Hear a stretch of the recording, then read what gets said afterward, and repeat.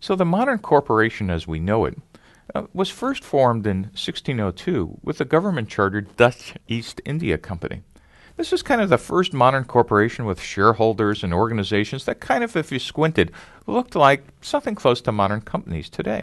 By the 1850s in the United States, with railroads spanning the entire country, corporations needed more sophisticated organizations. And in fact, the first org chart was drawn in 1856 to just manage corporations. And by the beginning of the 20th century, educators started realizing that there was a need for an educated management class to administer and execute these corporations.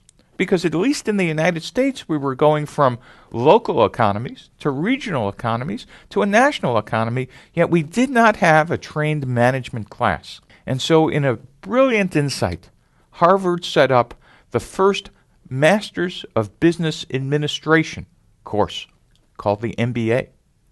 And the first graduating class in 1910 was the first of a cadre of business administrators that made the 20th century the modern corporate century.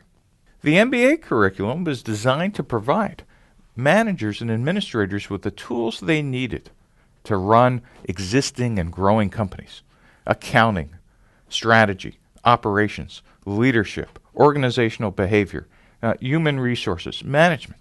And this stack of tools was just incredibly important for the growth of large companies. But what's really interesting, what got missed, is that there were really no tools provided in these curriculums for starting new businesses.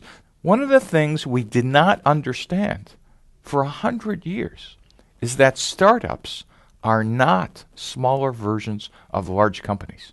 Let me say it again. Startups are not smaller versions of large companies.